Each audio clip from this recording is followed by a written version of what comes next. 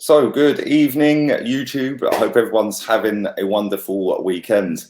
We're going to speak about a couple of players, and we're going to get into that very shortly. Thanks very much for all the love on the previous video where I spoke about Stan Kroenke and him investing some money into the club, which is something we haven't said in the 11 or so years he's been here. I think it's probably more than that now, actually. But he is actually going to be investing some level of funds into the club. We're not quite sure what that is. But if you want to go and check that video out, that was the last one I dropped on the channel a little bit earlier on this morning. Well, it was actually this afternoon, I think, by the time I got it out there. But do go and check that out. Give it some love. Don't forget, stick a like on this video. Subscribe to this channel if you're new. Subscribe to the gaming channel. That link is in the description. And I will be back again. If you are a level 3 member of this channel, I'll be doing a members stream at 7 p.m. UK time for level 3 members. So if you want to become a member, it's along there somewhere. It says join. If you can't find the join option, the link is in the description along with my socials. So go and check my Insta and my Facebook out as well. Enough of the plug-in. Anyway, oh, one more thing. I'll plug this as well. 8:30 this evening, about 8:30, 8:45, I'll be playing FIFA for a couple of hours against some of you guys. So yeah, looking forward to that. Took a bit of a pasting last night, but there we go. We move on. Now let me move on straight away to Pablo Mari. Now Pablo Mari is obviously on loan to Arsenal from Flamengo in the Brazilian league. Now he won the Copa Libertadores. Try saying that when you've had a few drinks. And he won the Brazilian league. And he was held as a cult hero over there, an absolute legend.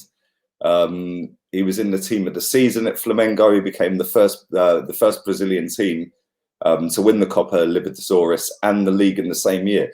It's the last time that was done was by Santos, and that was when Pele played for him in 1963. He's spoken to Sky Sports. I'm going to read what he said. He said it was like a party. Every game was just amazing. I was so happy to play there for 6 months as a footballer in Brazil. You feel that everybody loves you like crazy. We arrived back in Rio after the Libertadores and 1.5 million people were on the streets waiting for us. It was crazy. Until this moment, I'd never won anything. So it was a special 6 months. Obviously, in December, he then went up against Liverpool in the Club World Cup final. And they lost narrowly to Liverpool. And after that, he then got his move to Arsenal, and it was on loan, as we know. There is an option to potentially buy him for 13.5 million, which, in my opinion, I've said it before on this channel, I'll say it again. I personally think we've already done that deal. I think if you look that when he left, they immediately signed a centre back for 13.5 million. Do the maths. Come on, he's signed for Arsenal.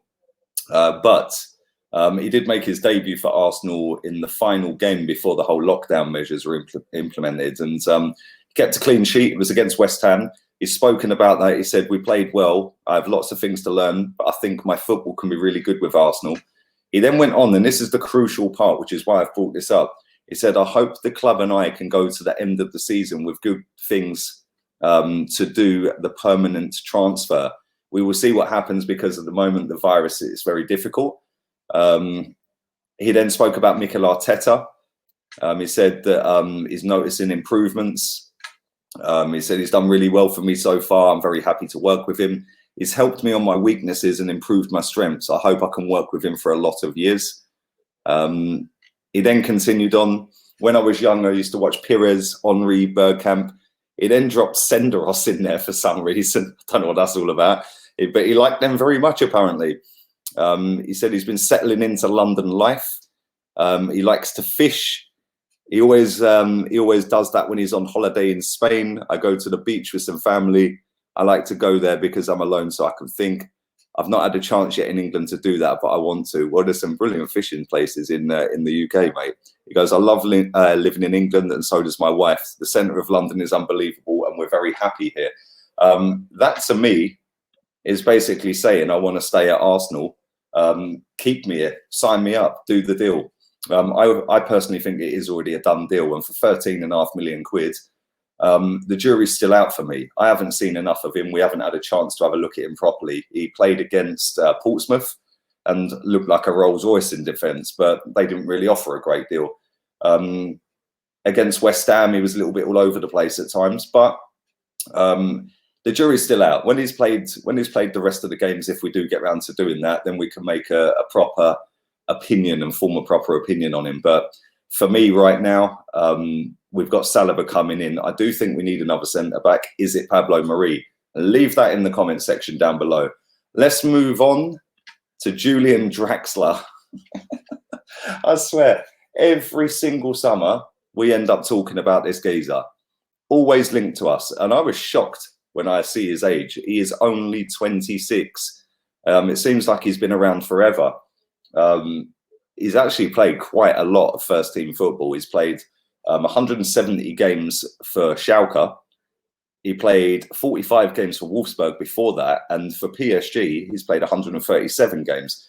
His record at PSG is not fantastic, which is something I'll come on to in a minute. But he has only scored 20 goals, which is what, 1 in 7 nearly, and 32 assists.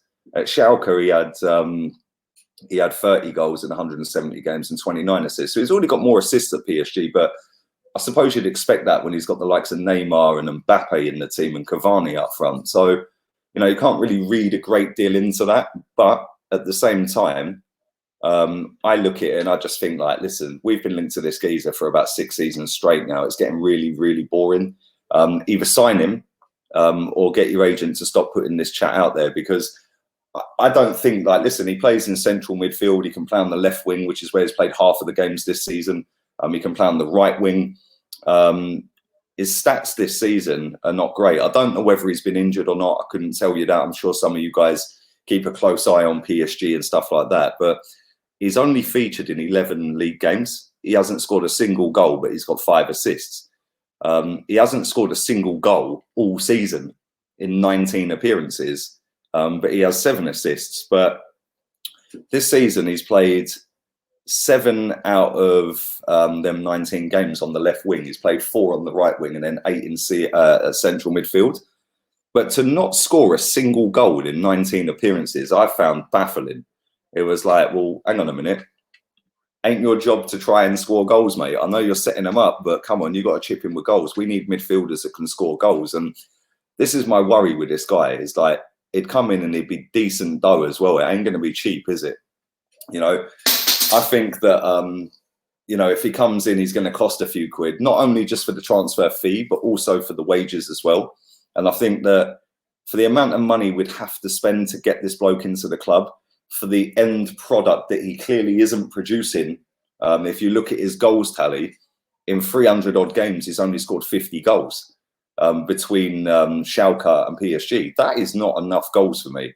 You know, there's other players that, you know, well, for example, Aubameyang, I know he's a striker, but Aubameyang's on 50 odd goals for Arsenal already, you know, and there's other midfielders out there that can play left wing, can play right wing, and do play centre mid that have got a better goal output than this geezer. So for me, it's a big, big no-no. You know, the fact that PSG want to get rid is a worry. Why do they want to get rid of an attacking player? Is it because of his lack of output? You know, they're building a team there that they just throw loads of money at it. They've got Mbappe, relentless. You know, they've got Di Maria there, who scores and chips in with goals, chips in with assists. They're obviously letting Cavani go. They've got Icardi there on loan. They've got some decent players, PSG. And for me, I just look at this guy and I just think, you're a nearly player. You're not quite good enough for the Premier League, which is why I wouldn't have him. You know, we need a left winger, in my opinion. We've got Bukayo Saka. But I do think we need one more. I don't want it to be him, and not for the amount of money that we'd have to pay to get him.